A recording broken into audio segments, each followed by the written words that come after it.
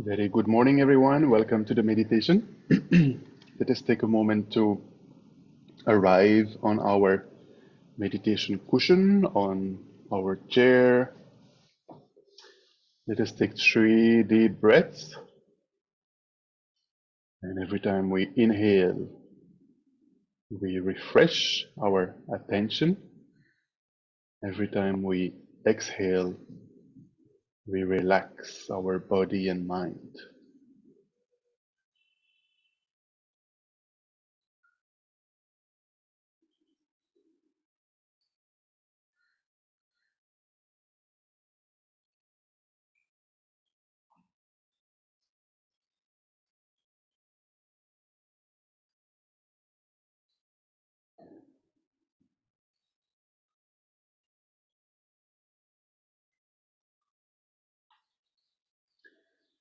Next, we will establish a conducive meditation posture for this session.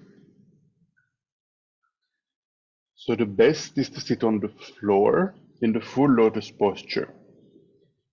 This might be a little bit difficult. You can of course sit on a chair. If you're sitting on the chair, just make sure you're not leaning against the support of the chair and not leaning forward either. Make sure your back is straight, your body is upright.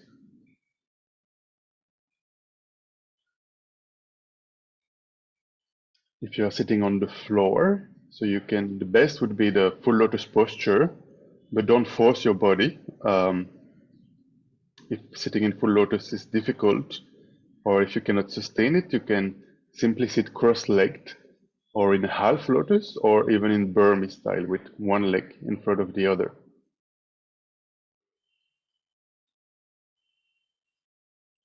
The back is straight, the spine is aligned, the body is upright. This is the most important thing.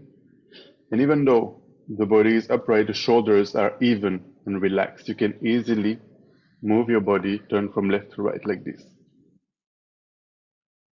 The neck is aligned with the spine in the continuation of the spine. So you can very slightly tilt your head forward for it to be aligned with the spine, but not too much. You can place your tongue towards your upper palate, just behind your upper teeth. This helps to reduce the production of saliva during the meditation. And finally, the eyes are not completely closed. You can leave them slightly open without paying attention to what we are seeing. It is the mental consciousness that meditates. So slightly open, gazing in space, 1 or 2 meters in front of you, 45 degrees cast down, but without paying attention to what we are seeing. We are actually training in focusing on the mental consciousness without paying attention. We are trying to focus on one single thing, so we don't pay attention to what we see. We try not to pay attention to what we hear, and so on and so forth.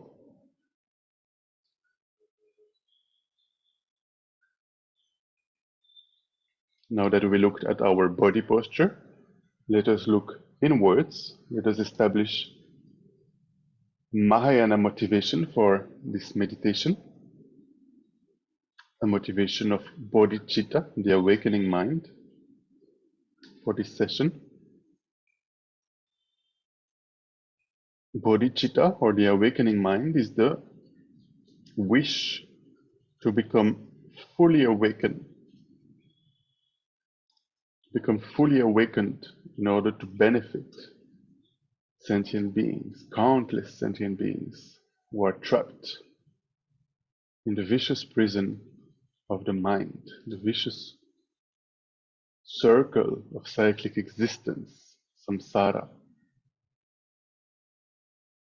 Since beginningless time, since time immemorial, all sentient beings, including myself, have been circling in samsara, continuously taking rebirth again and again without any control.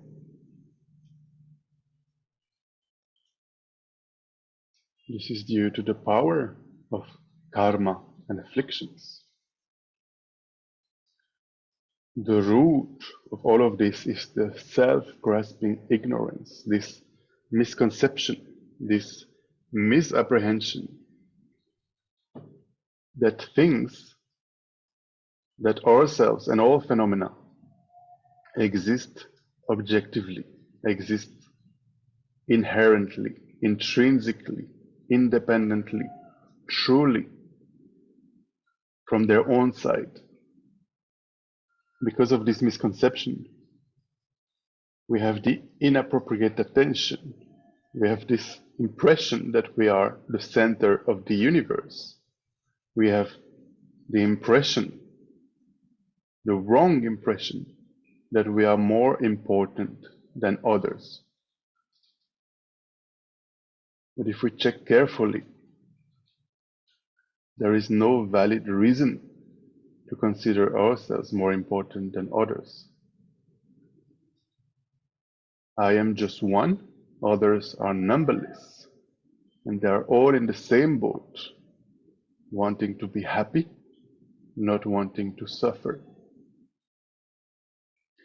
Because of this inappropriate attention, thinking that I'm more important than others, all sorts of mental afflictions arise, such as anger, attachment, jealousy, pride, and so on and so forth. And because of all these mental afflictions, we engage constantly, we are engaging in negative actions, non-virtuous actions, such as killing, stealing, lying, and so on and so forth. For example, due to excessive attachment, excessive desire, we might steal something, we might lie to obtain something, or we might even hurt someone or kill to get something. And due to these non-virtuous actions, a negative imprint is left on our mental continuum. A negative karma is accumulated, and inevitably, this negative karma will ripen at one point or the other in the form of suffering, in the form of an experience that is unpleasant.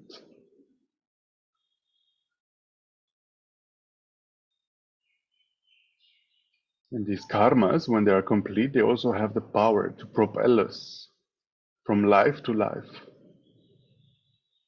So we don't have a choice, we don't have control how, where, when we get reborn, and in our lives we don't have a control. Our circumstances, our environment, our experiences, and so on and so forth. It is all due, it is the result of the karmas we have accumulated in the past. When we experience pleasant experiences, like pleasure, it is due to the positive, virtuous actions we have accumulated in the past. But all this remains in cyclic existence, in samsara, meaning we don't have the control.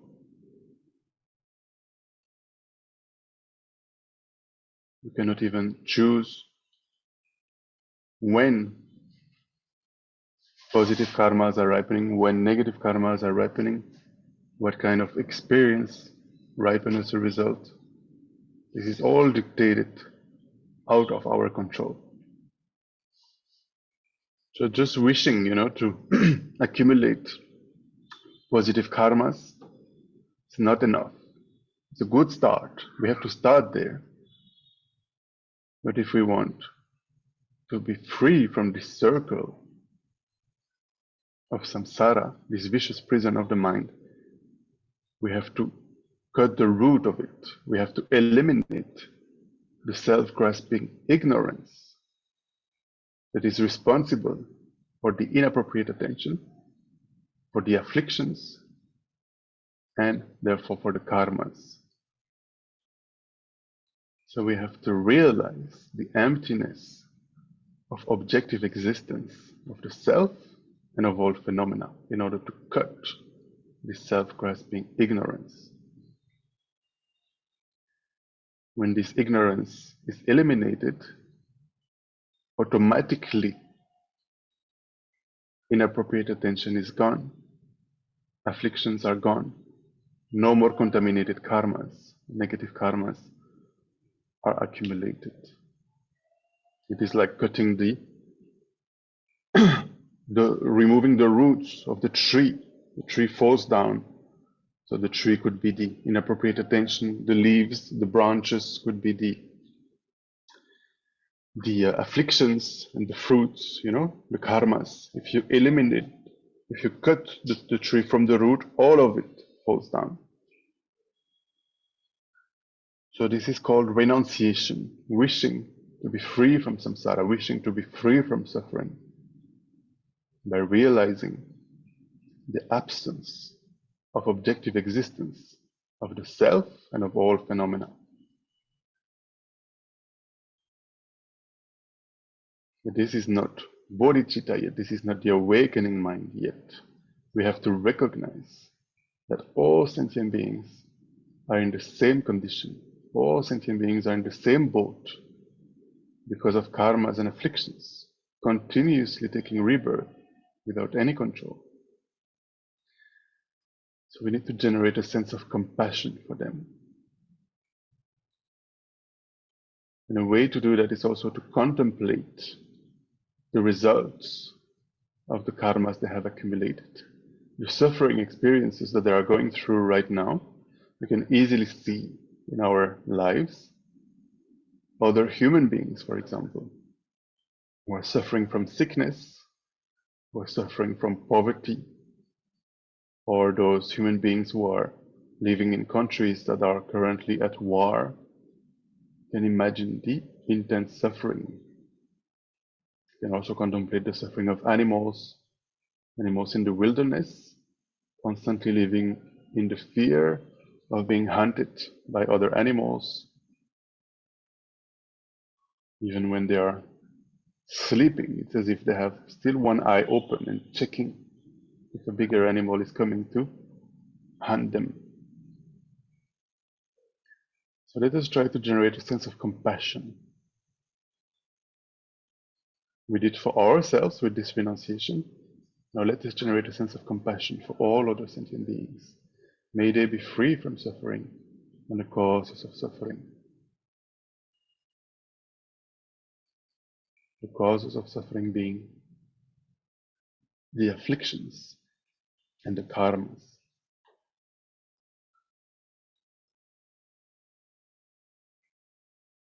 But this is not bodhicitta yet, this is not the awakening mind yet. First, we must generate the altruistic attention, altruism, which means taking a sense of responsibility for all dear sentient beings.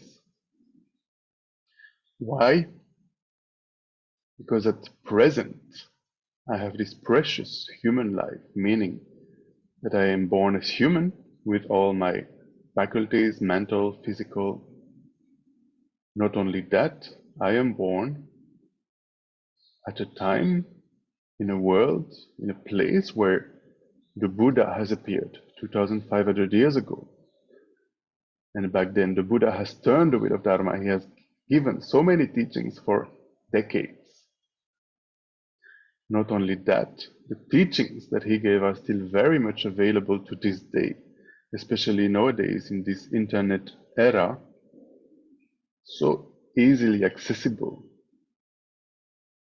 Not only that, there are so many followers, disciples of the Buddha, who can, from whom we can learn, with whom we can practice, and so on and so forth. And there are many people who are supporting the Buddha's disciples in this world. So with all these conditions, I have this incredible opportunity I have all the conditions gathered for me to transform my mind, to liberate myself from samsara through listening, contemplating, and meditating on the Buddha's teachings. And I can even remove all my mental obscurations, such as the cognitive obscurations, and become fully awakened to achieve the state of a Buddha, to achieve the state of omniscience. And in that state, I can be of the best benefit to sentient beings. I can guide them unmistakably. So let us try to generate this motivation of bodhicitta, this wish to become a Buddha, to become fully awakened, in order to guide all sentient beings unmistakably. Try to generate this wish in your heart. May I become a Buddha for the benefit of all my dear mother sentient beings.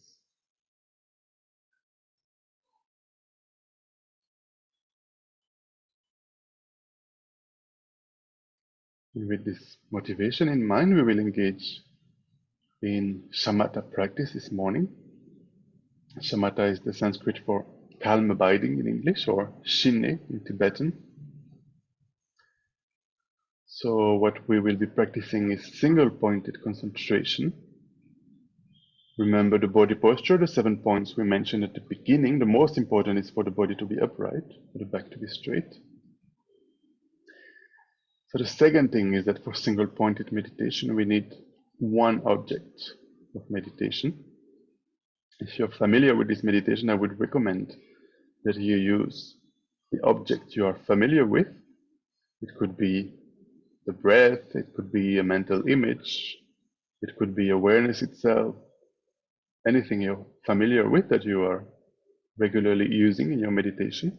If you are not familiar with a specific object, what I would recommend is to take as an object the breathing sensation at the entrance of the nostrils. Try to place all your focus, all your attention to the breathing sensation at the entrance of the nostrils. And try to observe only that. Now, there are two more instructions. The first one is that during meditation, there are two common errors that we make. There are two main ways we get distracted and we lose our object of meditation. The first one is called mental excitement. So basically, we are distracted with thoughts, thinking, for example, about the past, thinking about the future, thinking about food, thinking about our schedule, and so on and so forth. So when this happens, the mind wanders and loses the object of meditation. The second most common mistake is that it's called lethargy, it's called mental laxity or dullness. Basically, we don't put enough application in our meditation and the mind sinks, especially if we are tired. It's kind of falling asleep, and therefore we also lose our object of meditation.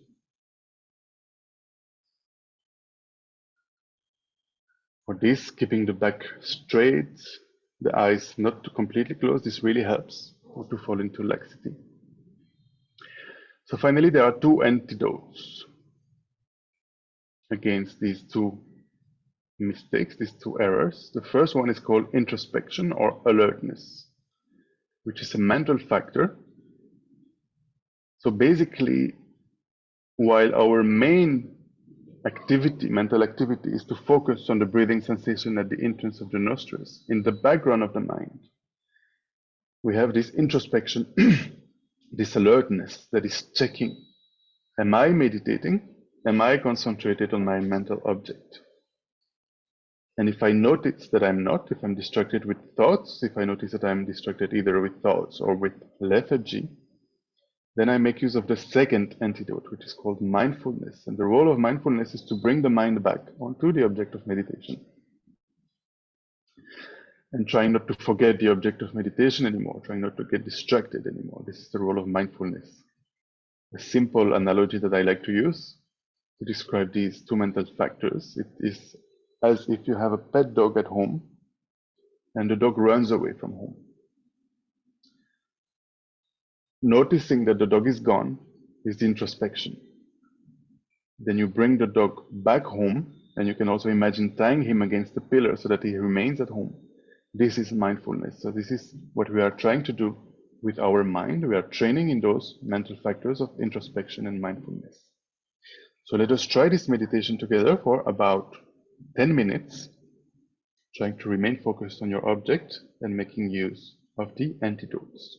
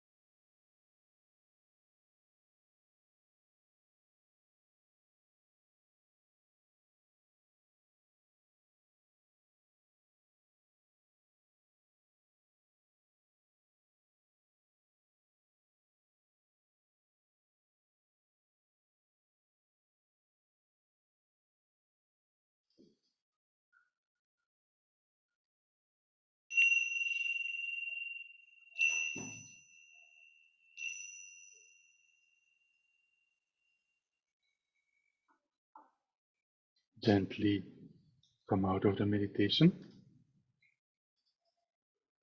So we did a little bit less than 10 minutes. So the masters, they advise for beginners like us to do small sessions of about 5 minutes, maximum 24 minutes in the beginning. It is better to do more small sessions rather than few long sessions. And the best is if you can meditate every day, even just for 5 minutes. This will have much more, will bring more results than if you meditate for 1 hour once in a while, for example. At the beginning of our practice, we need consistency, doing it again and again every day. And later, once the consistency is there, we can also apply the rigor. So there are two reasons why they advise, the masters, that we keep our meditations short. The first one is that when we finish our session, if it was only 5, 10, 20 minutes, then maybe at the end, we still want to meditate. So this is good, because in the future, then we will want to meditate again. But if we do a long session, let's say 1 hour, 90 minutes or so, then at the end we might be, feeling exhausted, feeling tired, body pain, mental discomfort. So at the end of the session, we don't want to meditate more, and then maybe the next time we see our meditation cushion, we don't want to sit, or we feel, sick. The other reason is that it is better to do a short meditation that is a quality one rather than a long session where we are not making too much use of the antidotes of introspection and mindfulness. Because if we do a long session and our mind is constantly, distracted, and we don't notice it, or even if we notice it, we don't bring the mind back, then it deepens our tendency, to be distracted, not be concentrated.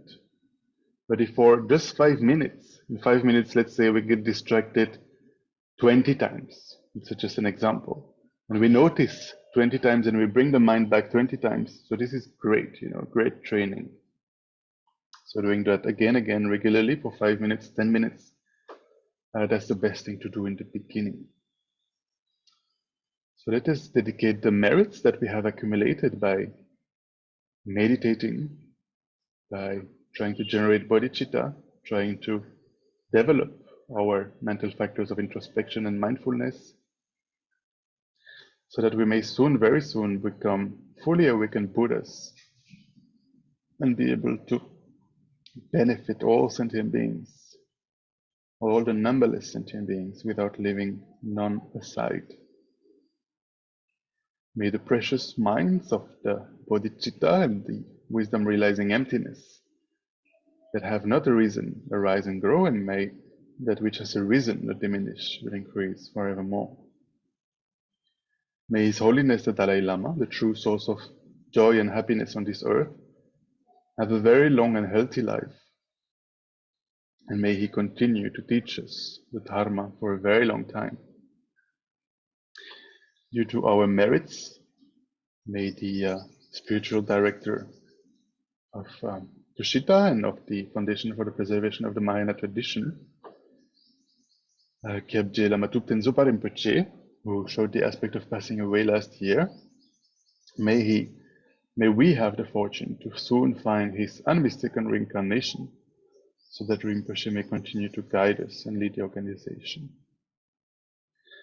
Finally, due to all our merits, may the wars that are happening around the world immediately come to an end. May there be no new wars.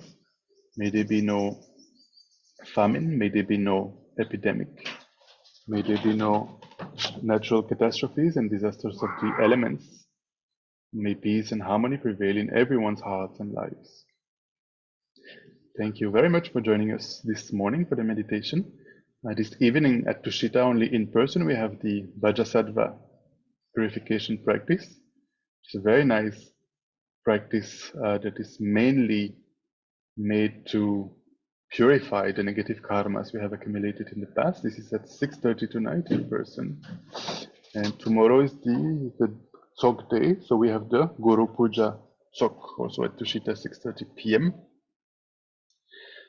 On Saturday at 2 p.m. we will recite chanting the names of the noble Manjushri, and on Sunday at 11 a.m. we have Lokesh Jindal, who is coming back for the second time to Tushita. So this will be both in person and online. And of course, as usual, every morning, Monday to Friday, 9 a.m., the morning meditation. Thank you very much. Have a beautiful day. Have a nice week. Bye-bye.